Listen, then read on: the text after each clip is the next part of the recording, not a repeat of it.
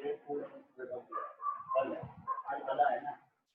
तो बच्चा है नींद में भी आया नहीं।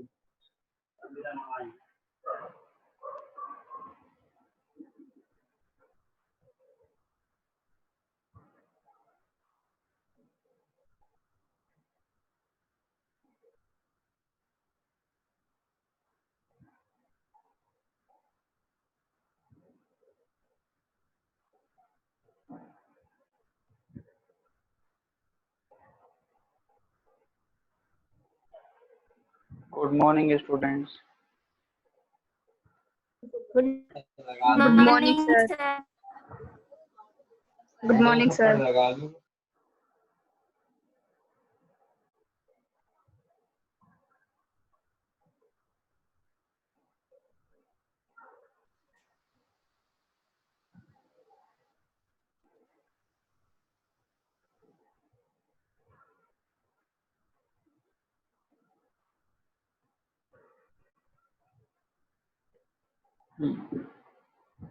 तो कैसा रहा आप लोगों का कल का test? Very bad. Very bad. क्यों? बायो का कैसा गया?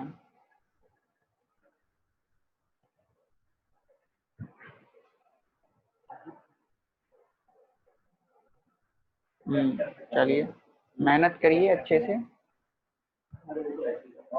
तो आज हम लोग कोर डेटा को आगे कवर करेंगे। लास्ट क्लास में हम लोगों ने कोर डेटा शुरू किया था और हमने कोर डेटा के कुछ जनरल फीचर्स पढ़ लिए थे, जिसमें हमने उसकी 4 प्रॉपर्टी पढ़ी थी और फिर हमने कोर डेटा और नॉन कोर डेटा में डिफरेंस पढ़ा था। आज हम कोर डेटा के क्लासिफिकेशन की बात करेंगे। तो आज हमारे पास आता है classification of core data.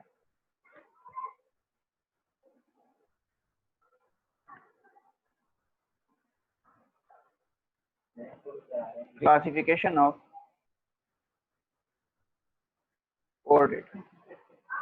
Core data को हमने क्लासिफाई किया है और सबसे पहले हमने इसको 2 कैटेगरी में बांटा है। तो कोर डेटा को 2 कैटेगरी के अंदर क्लासिफाई किया गया है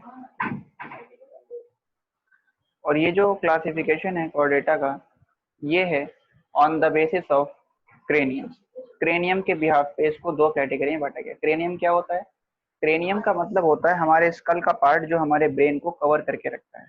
ठीक है, ये अलग कोऑर्डिनेट्स में देखा जाएगा या नहीं देखा जाएगा, उसके बिहाफ पे कोऑर्डिनेट्स को 2 कैटेगरी में बांटा गया। तो इसके क्लासिफिकेशन का जो बेसिस है वो है प्रेजेंस या एब्सेंस ऑफ क्रेनियम। तो देखिए, जिनमें क्रेनियम रहेगा वो कहलाएंगे क्रेनियाटा और जिनमें क्रेनियम नहीं रहेगा वो कहलाएंगे ए क्रेनियाटा। तो एक होंगे आपके क्रेनियाटा, इनमें क्या रहेगा? क्रेनियाटा की बात करेंगे अगर, तो इसमें हम लिख सकते हैं दे हैव क्रेनियम। इनमें क्रेनियम देखा जाता है। और ए क्रेनियाटा की बात करेंगे अगर, तो they do not have cranium. इनमें क्रेनियम नहीं होगा और इनका एक और नाम है, इन्हें हम प्रोटोकॉर्डेटा भी बोलते हैं, प्रोटोकॉर्डेटा। और इसमें हमारे जो प्रोटोकॉर्डेटा हैं ये होते हैं हमारे लोअर कॉर्डेट और क्रेनिएटा में हमारे पास आते हैं हायर कॉर्डेट्स। जो एक क्रेनिएटा है इसमें हमारे पास 2 सब फाइलम आते हैं। इसमें एक आता है यूरोकॉर्डेटा और दूसरा आता है सेफेलोकॉर्डेटा।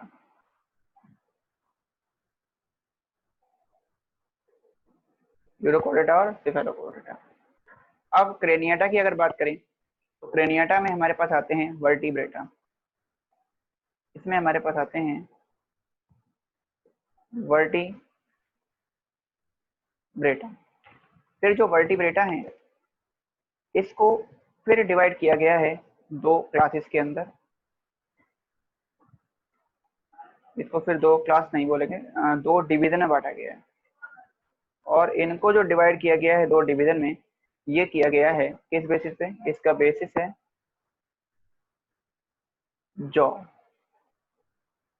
जॉ यानी कि जबड़ा जो है वो प्रेजेंट है या एब्सेंट है। तो जिनमें जॉ नहीं होता वो कहलाते हैं एग्नेथा, एग्नेथा। ये कैसे होते हैं? ये होते हैं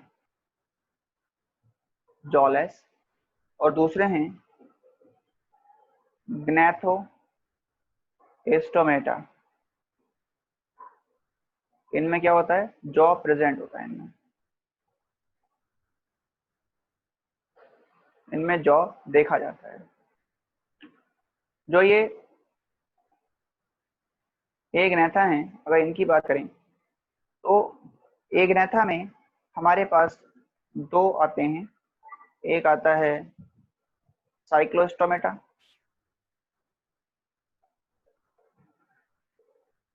और दूसरा आता है इसके अंदर ओस्ट्रेकोडर्मी।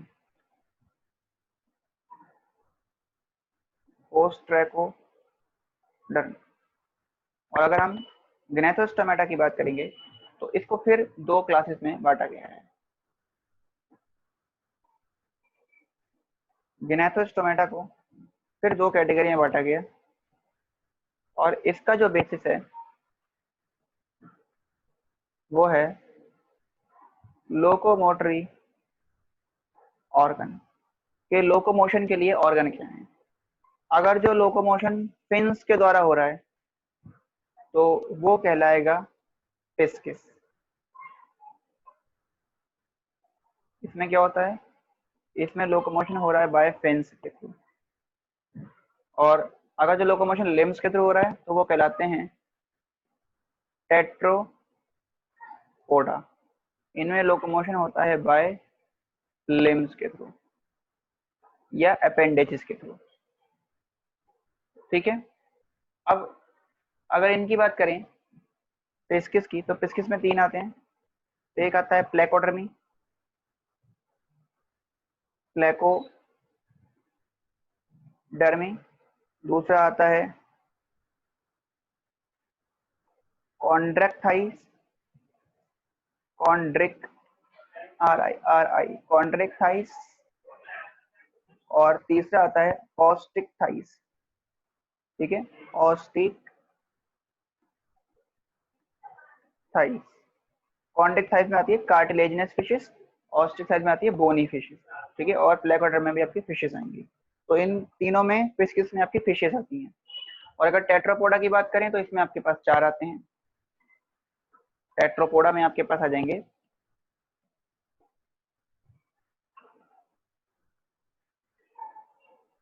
एम्फीबियंस, दूसरे रेप्टाइल्स, तीसरे हो जाएंगे एव्स और चौथे हो जाएंगे मैमेलिया यानी कि मैमल्स। एम्फीबियंस, रेप्टाइल्स, एव्स यानी कि बर्ड और मैमेलिया यानी कि मैमल्स। तो ये है क्लासिफिकेशन कॉर्डेट्स का। तो कॉर्डेट्स को हमने क्लासिफाई किया गया। सबसे पहले इसको दो पार्ट में बांटा है क्रेनियम के बिहाफ में कि क्रेनियम पाया जा रहा है या नहीं। अगर जो क्रेनियम देखा जा रहा है तो वो कहलाएंगे ए क्रेनिएटा और ए क्रेनिएटा को बोलते हैं प्रोटोकॉर्डेटा। इनमें क्रेनियम नहीं देखा जाता और ये लोअर कॉर्डेट होते हैं। इनमें दो हमारे पास आती हैं क्लासेस, एक आता है यूरोकॉर्डेटा, दूसरा आता है सेफेलोकॉर्डेटा। अगर जो क्रेनिएटा की बात करें तो इनके अंदर क्रेनियम देखा जाता है। ये हायर कॉर्डेट्स होते हैं। इनके अंदर हमारी एक ही आती है जो इनका सब फाइलम है वो है वर्टिब्रेटा। फिर वर्टिब्रेटा को 2 डिवीजन में बांटा गया जॉ के ब्याह से। जॉ प्रेजेंट है या नहीं, अगर जॉ एब्सेंट है तो एग्नेथा, जॉ प्रेजेंट है तो Gnathostomata.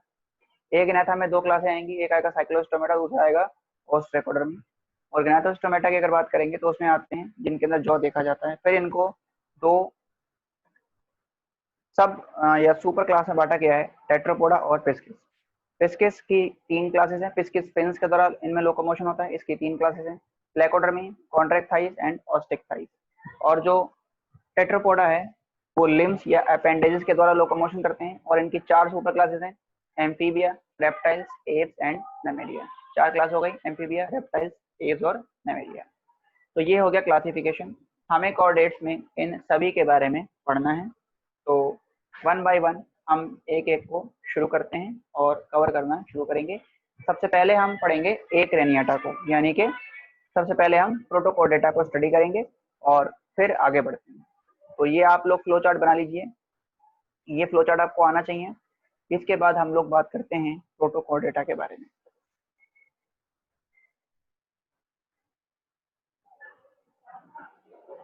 Sir done. Okay, very good, sir done. ठीक है। Sir done. तो ये हो गया हमारा प्रोटोकॉर्डेटा, हमने क्लासिफिकेशन कवर किया। हर्षित बोलिए। एक्रेनियाटा में ब्रेन नहीं होता। एक्रेनियाटा में ब्रेन नहीं होता, नहीं, ब्रेन एब्सेंट होता है इनमें। अभी पढ़ेंगे हम, इस चीज को समझेंगे यहाँ पर, ठीक है। देखो, तो हम लोग सबसे पहले शुरू करते हैं एक्रेनियाटा या प्रोटोकॉर्डेटा।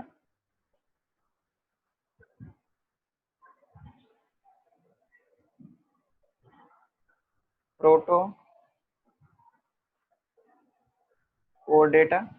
या इनको बोलते हैं एक्रेनियाटा, ठीक है। तो अगर जो एक्रेनियाटा की बात करें तो जो एक्रेनियाटा हैं ये मेनली हमारे कैसे होते हैं, ये सब मैराइन होते हैं।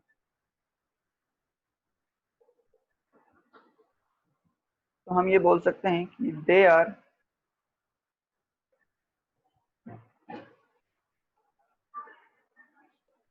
मैराइन, ये मैराइन होते हैं। इसके अलावा इनके अंदर फेरेंजियल गिल क्लेफ्ट देखे जाते हैं जो कि थ्रू आउट दियर लाइफ इनके अंदर प्रेजेंट रहते हैं। तो they have pharyngeal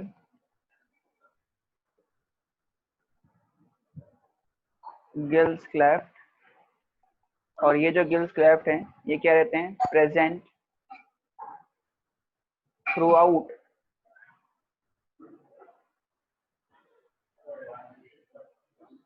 their life, ठीक है। और इनके अंदर नोटोकॉर्ड जो है वो लार्वल स्टेज में देखा जाता है और इसमें लेकिन ब्रेन एब्सेंट होता है। तो हम ये लिख सकते हैं दे हैव नोटोकॉर्ड, इनमें नोटोकॉर्ड तो है बट नोटोकॉर्ड भी है, ठीक है, इनके अंदर, और नर्व कॉर्ड भी रहेगा, बट इनमें क्या होता है, ब्रेन। और अगर हम बात करेंगे ब्रेन हो गया या स्कल हो गया और वर्टिबल कॉलम, वर्टिबल कॉलम ये एब्सेंट होता है, ठीक है। तो ये बात आपको याद रखनी है कि इनमें ब्रेन, स्कल और वर्टिबल कॉलम एब्सेंट रहेगा। अब जो हमारे प्रोटोकॉर्डेटा हैं इनमें वर्टिबल कॉलम नहीं है, इसका मतलब नोटोकॉर्ड जो लार्वल स्टेज में रहेगा वो अडल्ट होकर भी इसके अंदर नोटोकॉर्ड ही प्रेजेंट रहेगा। मीन्स ये है कि नोटोकॉर्ड वर्टिबल कॉलम के अंदर कन्वर्ट नहीं होता। इसमें हमारे पास 2 क्लासें आती हैं, इसमें एक है आपका यूरोकॉर्डेटा और दूसरा है सिफेलोकॉर्डेटा, जो हम क्लासिफिकेशन में समझ सकते हैं। तो यहाँ पर हम लिख देते हैं दे हैव यूरोकॉर्डेटा और दूसरा हो गया सिफेलोकॉर्डेटा। इसमें 2 आते हैं, यूरोकॉर्डेटा और सेफेलोकोर्डेटा। तो सबसे पहले हम लोग शुरू करेंगे यूरोकोर्डेटा। तो इसमें फर्स्ट हम पढ़ेंगे प्रोटोकोर्डेटा में यूरोकोर्डेटा। ठीक है, तो ये आप नोट करिए और फिर हम चलते हैं यूरोकोर्डेटा की तरफ। देखिए नंबर 1, अब हम लोग पढ़ते हैं यूरोकोर्डेटा।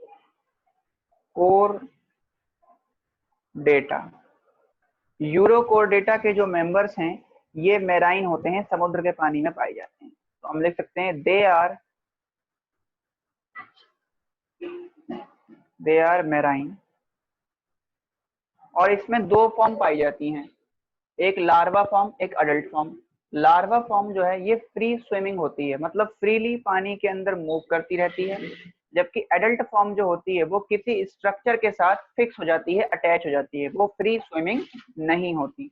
तो हम यहाँ बोल सकते हैं the larval form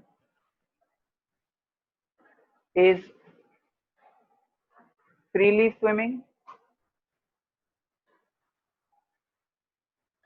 and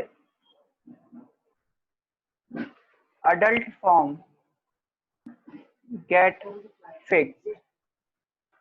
adult form इसकी फिक्स हो जाती है या अटैच हो जाती है। ठीक है, इसके बाद आगे हम ये देख सकते हैं कि जो इनकी बॉडी होती है, इनकी बॉडी के ऊपर एक कवरिंग पाई जाती है, उस कवरिंग को बोलते हैं टेस्ट। हर्षित बोलिए। सर एक बार सेकंड पॉइंट दोबारा समझाना। ये वाला पॉइंट ये कहता है कि जैसे यूरोकोर्डेटा में ना दो फॉर्म मिलेंगी, एक तो लार्वल फॉर्म मिलेगी, दूसरा मिलेगा एडल्ट फॉर्म। जो लार्वा स्टेज होगी इसकी यूरोकोर्डेटा की, वो पानी के अंदर ऐसे ही मूव करता रहेगा, फ्रीली मूव करेगा, किसी भी सबस्ट्रेटम के साथ वो अटैच नहीं होता। जबकि जब ये एडल्ट फॉर्म में कन्वर्ट होता है, इसकी जो एडल्ट फॉर्म होती है वो फ्रीली मूविंग नहीं होती, वो किसी स्ट्रक्चर के साथ जुड़ी हुई रहती है। इसके बाद हम ये समझ सकते हैं यूरोकोर्डेटा के अंदर कि इनकी बॉडी के ऊपर एक कवरिंग पाई जाती है। The body of urochordata has an covering called, उस कवरिंग का नाम है टेस्ट। कवरिंग का नाम है टेस्ट। और ये टेस्ट किसका बना हुआ है? which is made up of ट्यूनिसिन। ये ट्यूनिसिन प्रोटीन का बना हुआ है। ट्यूनिसिन एक प्रोटीन, ट्यूनिसिन एक मिनट, ट्यूनिसिन का बना हुआ है। और ट्यूनिसिन जो है ना, ये सेलुलोज की तरह है, ये एक तरीके का कार्बोहाइड्रेट है। इट इज लाइक सेल्यूलोज, ये सेल्यूलोज की तरह है। और क्योंकि इसमें टेस्ट देखा जा रहा है जो ट्यूनिसिन का बना है, hence they are called Tunicata, इसीलिए इनको ट्यूनिकेटा भी बोलते हैं। मतलब यूरोकोर्डेटा का एक और नाम है और वो है ट्यूनिकेटा। और अगर आपसे पूछे ट्यूनिकेटा क्यों बोलते हैं, तो इनकी बॉडी के ऊपर एक कवरिंग देखी जाती है, इसे टेस्ट बोलते हैं, और ये टेस्ट ट्यूनिसिन का बना हुआ है, इसलिए इनको ट्यूनिकेटा कहा जाता है। ठीक है, इसके बाद अगर हम इनके नोटोकोड की बात करेंगे, तो जो इनका नोटोकोड है यूरोकोर्डेटा में, वो इनके टेल वाले एरिया में देखा जाता है। और क्योंकि नोटोकोड टेल वाले एरिया में देखा जा रहा है, इसलिए ये जो हैं, जो इनके टेल वाले रीजन में देखा जा रहा है, इसलिए इनको नाम दिया गया है यूरोकोर्डेटा। यूरो का मतलब होता है टेल, और कोर्डेटा मतलब जिनमें नोटोकोड रहे। तो जिनमें नोटोकोड टेल में रहे वो कहलाएंगे यूरोकोर्डेटा। तो हम ये बोल सकते हैं दी notochord is found in tail region, hence they are called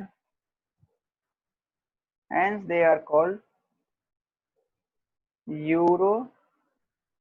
Chordata, इसीलिए इनको यूरोकोर्डेटा बोला गया है। तो दोनों नाम बदल गए आपको, यूरोकोर्डेटा क्यों बोला गया है इसको और ट्यूनिकेटा क्यों कहा गया है। ठीक है, अब आगे अगर हम बात करें तो हम ये देख सकते हैं कि इनके अंदर जो नर्व कोड है वो कैसा होता है, डबल होता है नर्व कोड, और सिर्फ लार्वल स्टेज में रहेगा। जब ये अडल्ट हो जाएंगे तो वो नर्व कोड चेंज होकर न्यूरल गैंग्लियन बना लेता है। तो यहां हम लिख सकते हैं they have double hollow dorsal nerve cord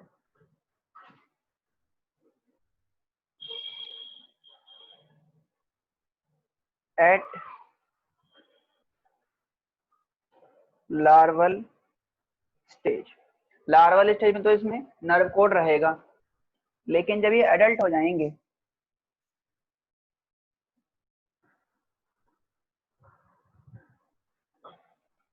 at but at adult stage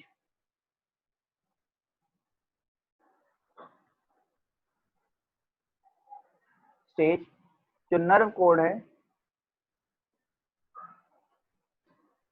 changes into, किसमें बदल जाएगा नर्व कोड, अडल्ट स्टेज में ये नर्व कोड बदल जाएगा न्यूरल गैंग्लियन में। इनमें ब्रेन नहीं बनता, इनमें न्यूरल गैंग्लियन बनता है जो फंक्शनिंग को कंट्रोल करता है। तो इसमें न्यूरल गैंग्लियन के अंदर ये नर्व कोड अडल्ट स्टेज में कन्वर्ट हो जाता है। ठीक है, तो अब एक बात और यहाँ पर आप देखेंगे कि इसमें जो कोर्डेटा के कैरेक्टर हैं यूरोकोर्डेटा में, वो लार्वल स्टेज में तो ये सारे कोर्डेटा के कैरेक्टर शो करता है, लेकिन लार्वल स्टेज से जैसे जैसे ये अडल्ट स्टेज में जाता है तो ये इसके अंदर जो कोर्डेटा के कैरेक्टर्स हैं वो खत्म होते जाते हैं और सिर्फ एक ही कैरेक्टर कोर्डेटा का बचता है और वो है फेरेंजियल गिल क्लेफ्ट। तो हम यहाँ पर लिख सकते हैं, इसको रब कर देते हैं और नेक्स्ट पॉइंट यहाँ लिखते हैं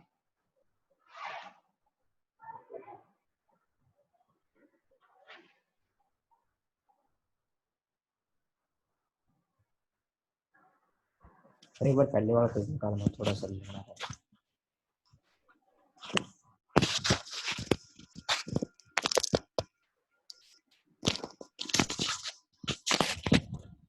लिख लिया। डन भाई, हो गया। Yes sir.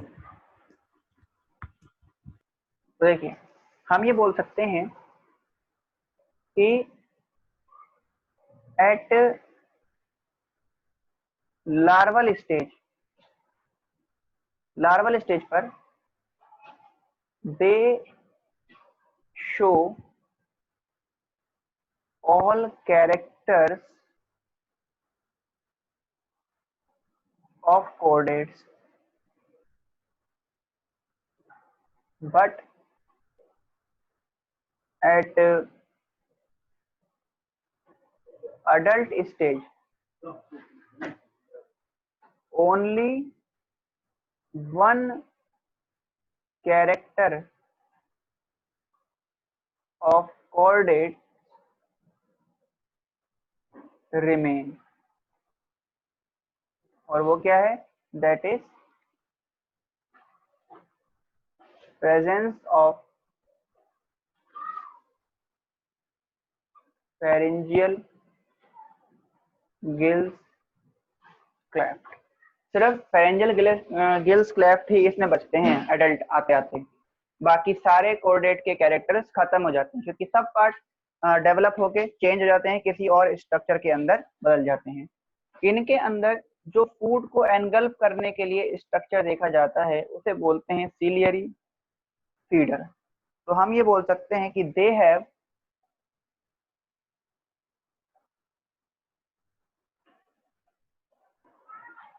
सीलियरी फीडर, इनमें सीलियरी फीडर होता है और ये किस लिए होता है, फॉर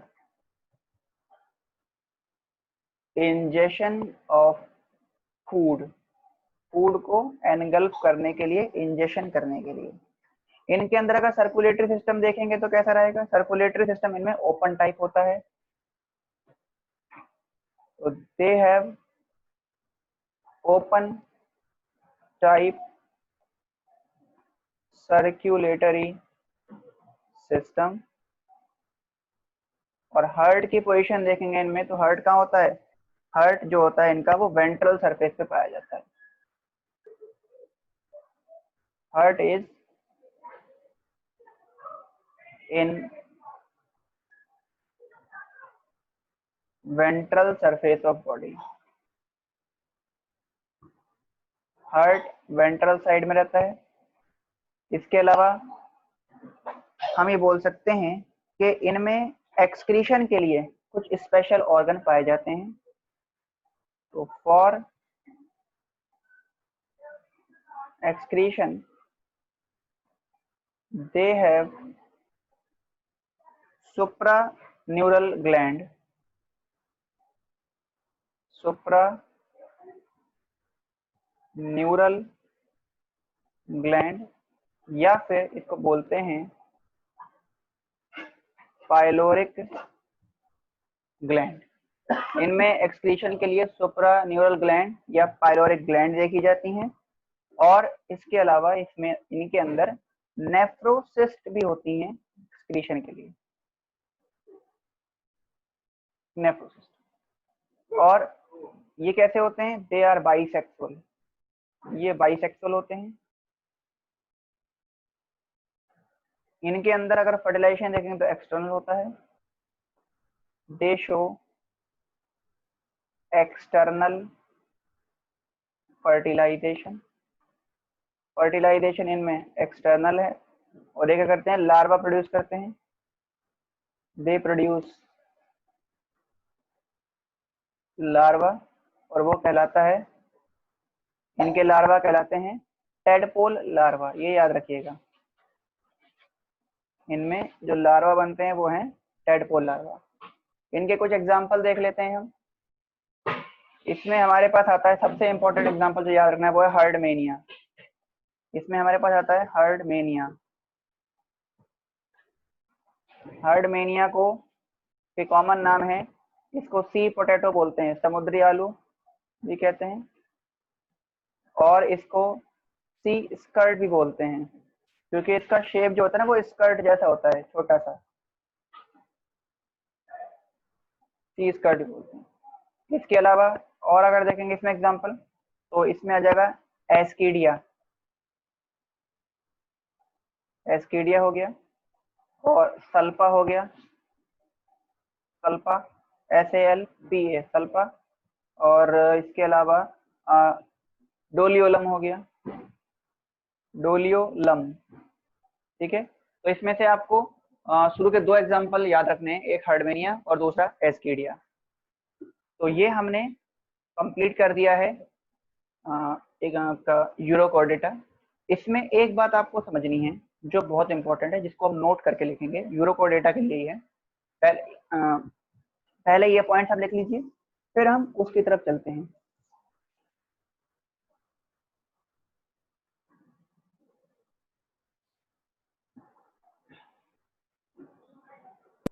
डन। ओके, तो देखिए एक नोट लिखते हैं हम इसमें। हमारी बॉडी के अंदर अगर हम ह्यूमन बॉडी की बात करें तो हमारी बॉडी में एक ग्लैंड होता है जिसे बोलते हैं हम लोग, अभी समझिएगा फिर लिखिएगा, थायराइड ग्लैंड। और जो थायराइड ग्लैंड है ये रेगुलेट होता है किससे? ये रेगुलेट होता है आयोडीन से। मतलब जो हम आयोडीन इनटेक करेंगे उसको ये एब्जॉर्ब कर लेगा और अपनी फंक्शनिंग को कैरी आउट करेगा। इसकी फंक्शनिंग है थायरॉक्सिन हार्मोन का प्रोडक्शन करना। ठीक है, ये मेन फंक्शन है, ये थायरॉक्सिन हार्मोन बनाता है। अब इसी तरह से जो यूरोकॉर्डेटा हैं उनकी बॉडी में एक स्ट्रक्चर देखा जाता है जिसको बोलते हैं एंडोस्टाइल। इनकी बॉडी में एंडोस्टाइल देखा जाता है, और ये जो एंडोस्टाइल है ये क्या करता है? ये वाटर से आयोडीन को एब्जॉर्ब करेगा। तो एंडोस्टाइल होमोलोगस होता है किसकी तरह? थायराइड ग्लैंड की तरह। ठीक है, तो लिखिए in urochordata endostyle is present. In Urochordata, endostyle is present, which absorb the iodine from the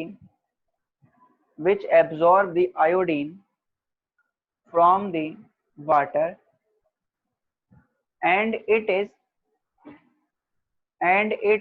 homologous to thyroid gland। Sir ये पॉइंट शुरू से बताना। हाँ ठीक है, दोबारा से डिक्टेट करूं, लिखा नहीं। Yes sir. In Urochordata, endostyle is present। In Urochordata, endostyle is present, which absorb the iodine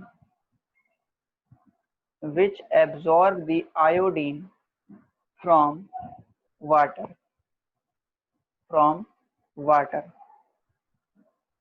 and it is homologous to thyroid gland, of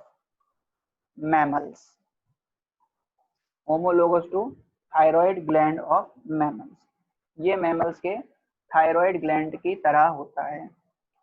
तो ये हमने यूरोकॉर्डेटा कंप्लीट कर दिया। यूरोकॉर्डेटा के बाद अब जो सेकंड हमारे पास आता है वो है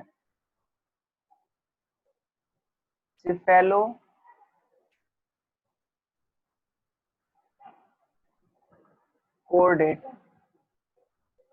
सेकंड है सिफेलोकॉर्डेटा। सिफेलोकॉर्डेटा की अगर बात करें तो ये कैसे होते हैं, ये भी सी वाटर में पाए जाते हैं। They are found in sea water, में देखे जाएंगे। और जो सिफेलोकॉर्डेटा है इसमें दो फॉर्म होती है, इसमें भी एक लार्वा और एक अडल्ट फॉर्म, और इसमें दोनों ही फॉर्म फ्री स्विमिंग होती हैं। तो हम लिख सकते हैं बोथ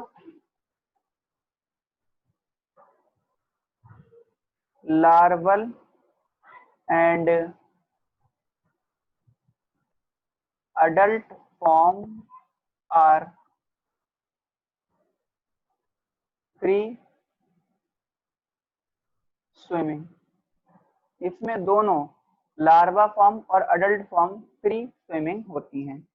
इसके अलावा ये जो इसमें जो एनिमल्स आते हैं सिफेलोकॉर्डेटा में, वो नाइट में एक्टिव होते हैं, यानी कि डार्क कंडीशन में एक्टिव होते हैं, तो उनको बोलते हैं नॉक्टर्नल। तो हम ये बोल सकते हैं animals of Cephalochordata are nocturnal.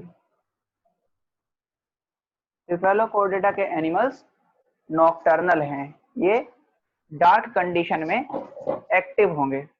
इसके अलावा अगर इनकी हम बात करेंगे तो इनमें नोटोकोड प्रेजेंट रहता है, और जो नोटोकोड होता है ये इनके एंटीरियर साइड से, अगर हम बात करेंगे ना वर्टिबल कॉलम की बात करें, तो हमारी बॉडी की अगर आप देखोगे तो हमारी बॉडी में जो पीछे वाला पोर्शन है, जो एक तो आगे वाला हो गया जहाँ पर हमारा चेस्ट देखा जा रहा है, उसके ठीक पीछे होगा हमारा डोर्सल साइड। तो डोर्सल साइड में एंटीरियर से पोस्टीरियर साइड तक वर्टिबल कॉलम एक्सटेंड रहता है। तो सिफेलोकॉर्डेटा में वर्टिबल कॉलम सिर्फ टेल में नहीं होता, इसमें कहाँ होता है, वर्टिबल कॉलम नहीं, नोटोकोड सिर्फ टेल में नहीं होता। तो इसमें हम लिख सकते हैं नोटोकोड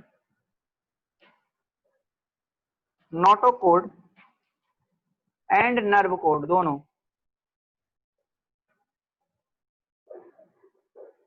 नोटोकोड और नर्व कोड ये कहाँ रहते हैं, remain extended from anterior end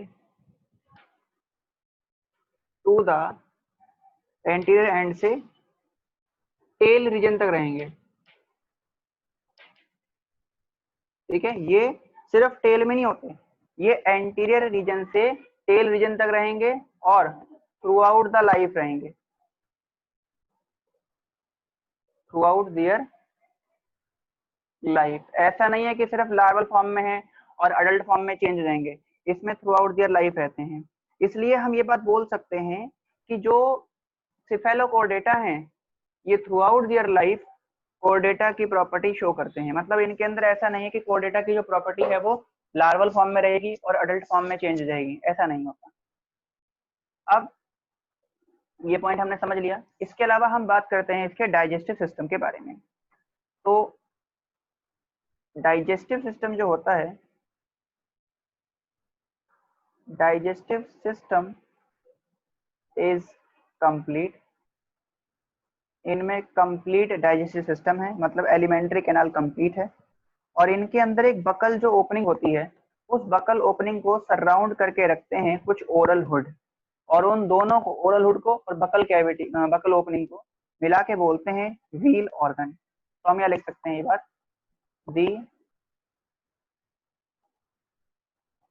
buckle opening, opening बोल सकते हो, कैविटी बोल सकते हो, या इसको माउथ भी बोल सकते हैं हम, सराउंडेड बाय ओरल हुड, ये ओरल हुड से सराउंड रहता है। And this is collectively called, इसको हम कलेक्टिवली बोलते हैं व्हील ऑर्गन। ये आप याद रखिएगा, बहुत इंपॉर्टेंट है। व्हील ऑर्गन पूछेगा आपसे क्या होता है, व्हील ऑर्गन, या फिर इसका एक और नाम है सीलिएटेड, सीलिएटेड ऑर्गन ऑफ मुलर, क्योंकि इसमें ना सीलिया देखे जाते हैं। ये ओरल हुड जो है ये कैसे होते हैं, ये सीलिएटेड होते हैं, और ये जो सीलिया इसके अंदर देखे जा रहे हैं, इन सीलिया की हेल्प से क्या करेगा, ये फूड पार्टिकल को एनगल्फ करेगा बाय द मूवमेंट। इस मूवमेंट के द्वारा ये फूड पार्टिकल को एनगल्फ करेगा, इंजेस्ट करेगा। तो by this they ingest food, they ingest food, और कैसे करेगा, बाय सीलियरी मूवमेंट के थ्रू, जो कि होती है व्हर्लपूल मूवमेंट, जो कि पैरामीशिया में भी देखी जाती थी। तो उसकी हेल्प से ये फूड पार्टिकल को इंजेस्ट कर लेगा। ठीक है, अब हम डाइजेस्टिव सिस्टम हमने इसका पढ़ लिया। अब हम इसका देखते हैं एक्सक्रीटरी सिस्टम, कि इसमें एक्सक्रीशन कैसे कैसे होता है। तो इसको रब करते हैं और फिर हम इसके एक्सक्रीशन की तरफ चलते हैं। सर ओरल हुड क्या होता है? ओरल हुड जैसे ये हो गया ना, देखो जैसे ये ओपनिंग होगा इसकी माउथ की, ये माउथ की ओपनिंग है बकल कैविटी। इस बकल कैविटी के चारों तरफ इस तरीके से ये स्ट्रक्चर देखे जाएंगे, ये चारों तरफ रहेंगे, ये इसको चारों तरफ से सराउंड करके रखेंगे, और यही है आपके ओरल ओरल हुड। और ये कैसे हैं, ये सीलिएटेड है। ये ना ऐसे सर्कुलर मूवमेंट शो करेंगे, व्हर्लपूल मूवमेंट, व्हर्लपूल मूवमेंट ये होती है सर्कुलर मूवमेंट इस तरह से। तो जब ये मूवमेंट करेंगे तो जैसे ये फूड पार्टिकल है यहाँ पे, इन व्हर्लपूल मूवमेंट की वजह से फूड पार्टिकल है ये आगे की तरफ मूव करेगा और इसके माउथ के अंदर एंटर कर जाएगा।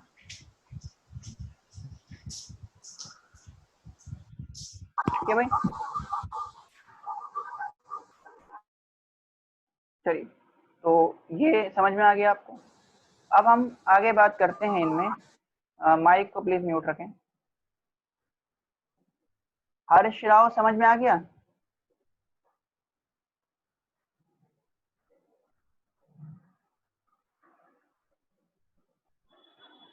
हर्ष राव, ओरल हुड क्या होता है क्लियर हो गया आपको?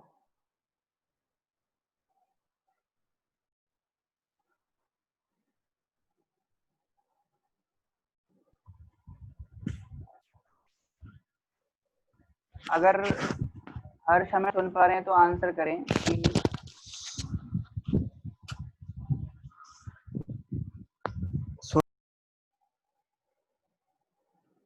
आप यहाँ पे फोटो लगा के सिर्फ चले गए हैं, तो मैं एक काम करता हूँ, आपको रिमूव कर देता हूँ। वहीं पे है सर, ये रिप्लाई नहीं दे रहा। चलिए देखिए, तो ये हमने समझ लिया इसके डाइजेस्टिव सिस्टम को। अब हम इसमें एक्सक्रीशन को समझते हैं कि इनके अंदर एक्सक्रीशन कैसे होता है।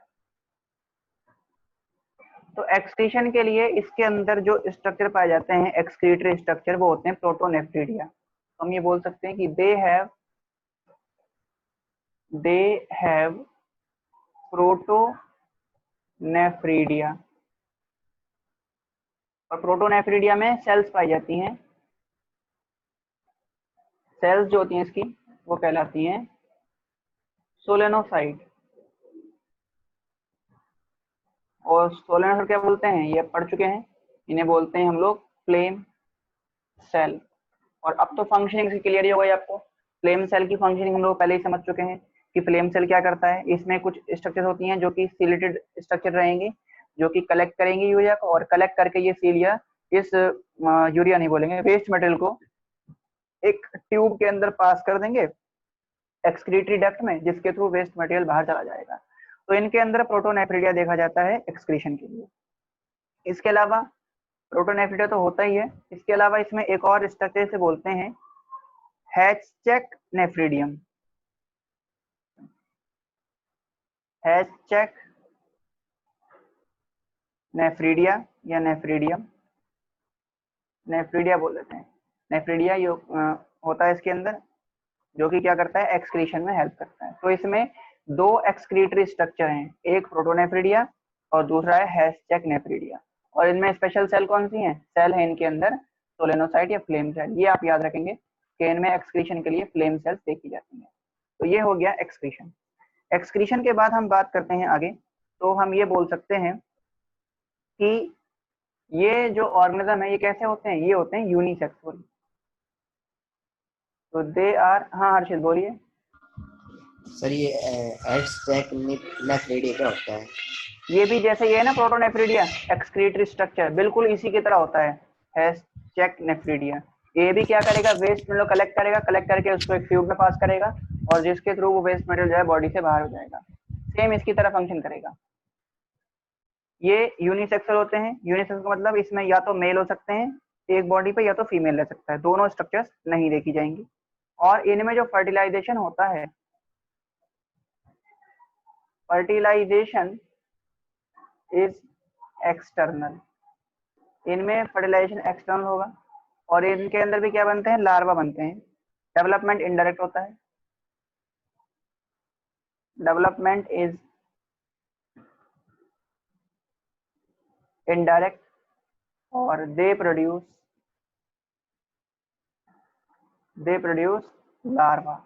ये लार्वा प्रोड्यूस करते हैं। और इनके जो लार्वा हैं वो कहलाते हैं क्या, उसको अपने क्या लेकर आएंगे, यही सेम टेडपोल लार्वा रहेंगे। और एग्जाम्पल देख लीजिए, इनके एग्जाम्पल आपको याद रखने हैं। इसमें दो एग्जाम्पल हैं, एक ही एग्जाम्पल पढ़ लेते हैं, और वो है ब्रैंकियोस्टोमेटा या ब्रैंकियोस्टोमा। ब्रैंकियोस्टोमा, और इसका एक और नाम है, इसको बोलते हैं एम्फियोक्सिस। एम्फियोक्सिस भी इसको बोलते हैं। और एम्फियोक्सिस का एक कॉमन नेम है, आपसे पूछेगा इसका कॉमन नेम क्या है, तो इसको हम लैंसेट बोलते हैं या लैंसिलेट बोलते हैं। ठीक है, एम्फियोक्सिस जिसका कॉमन नेम है लैंसिलेट। तो ये हमने एक रेनियाटा को पूरा कवर कर दिया। एक रेनियाटा में हमारे पास आज दो टॉपिक आए, एक हमने पढ़ा यूरोकोर्डेटा, दूसरा पढ़ा सेफेलोकोर्डेटा। अब ना मैं आपको एक टर्म बता देता हूँ यहाँ पे, सेफेलो का मतलब क्या है। जहां पर भी ये टर्म आएगी ना सेफेलो, तो सेफेलो का मतलब होता है हेड, और इसके साथ हमने पढ़ा था कोर डेटा, मतलब नोटो कोड, जिसका नोटो कोड हेड से एक्सटेंड करेगा, हेड के अंदर रहेगा और हेड से एक्सटेंड कहाँ तक कर रहा है, इसमें टेल तक कर रहा है, तो ये होगा सेफेलोकोर्डेटा। जबकि यूरोकोर्डेटा को अगर आप इससे कंपेयर करेंगे तो यूरो का मतलब होता है टेल, तो इनका जो नोटोकोड है वो किसमें था, टेल में था, तो इनको बोला गया था यूरोकोर्डेटा। ये बेसिक डिफरेंस है सेफेलोकोर्डेटा और यूरोकोर्डेटा के अंदर, ये वाला डिफरेंस आपको पता होना चाहिए। तो हमने ये कवर कर दिया आज एक क्रेनिएटा। नेक्स्ट क्लास में हम लोग क्रेनिएटा को शुरू करेंगे और क्रेनिएटा में भी हम लोग पढ़ेंगे वर्टिब्रेटा। तो अब हम नेक्स्ट क्लास से जब मिलेंगे तो वर्टिब्रेटा को स्टार्ट करेंगे। तो आज हम वर्टिब्रेटा शुरू नहीं कर रहे हैं, नेक्स्ट क्लास में शुरू करेंगे। तो आप लोग यहाँ तक अच्छे से इसको पढ़ के रखिए, क्लासिफिकेशन पढ़ना है आपको, इसके बाद आपको वो फ्लो चार्ट पूरा पढ़ने के बाद आपको एक क्रेनिएटा को पूरा अच्छे से कवर कर लेना है। कल हम लोग वर्टिब्रेटा के बारे में डिस्कस करेंगे। थैंक यू स्टूडेंट्स, और जो भी आपके डाउट रहें वो डाउट आप लोग शेयर कर सकते हैं। अच्छा, अब आपको क्या करना है, ये तो आप कर ही लेंगे, आप लोगों के पास मॉड्यूल प्रेजेंट होंगे, तो आप लोगों के पास जो मॉड्यूल हैं उस मॉड्यूल में आपको कुछ ऐसे दे रखे होंगे, बिगनर बॉक्स दे रखे होंगे। तो मैंने 2 तो आपको दिए थे बिगनर बॉक्स करने के लिए, फर्स्ट और सेकंड हम कर चुके थे। आपको अब इसमें बिगनर बॉक्स में आपको एक करना है बॉक्स नंबर 3, मैं यहाँ लिख देता हूँ, बॉक्स 3, बॉक्स 4, बॉक्स 5 और बॉक्स 6। हर एक में 10 क्वेश्चन आपको मिलेंगे, तो टोटल ये 10, 20, 30, 40 क्वेश्चन हो जाएंगे जो आपको करने हैं। बिगनर बॉक्स 3 आपको मिल जाएगा पेज नंबर 16 पे, ठीक है, और आपका मॉड्यूल रहेगा ये मॉड्यूल नंबर 2, मॉड्यूल 2 में पेज नंबर 16 पे मिल जाएगा ये। और बिगनर बॉक्स 4 अगर देखेंगे तो वो आपको मिलेगा पेज नंबर 23 पे, 23 पे मिल जाएगा ये पेज नंबर। और जो 5th वाला है ये मिलेगा पेज नंबर 27 पे, तो 5th वाला मिल जाएगा पेज नंबर 27 पे, और 6th वाला आपको मिल जाएगा पेज नंबर 33 पे, पेज नंबर 33 पे मिलेगा। तो ये आप आज अच्छे से पढ़ के इस चारों के आप क्वेश्चन लगा लेंगे, ठीक है, और बाकी हम लोग कंटिन्यू करेंगे नेक्स्ट क्लास के अंदर। चलिए नेक्स्ट क्लास में मिलते हैं, थैंक यू।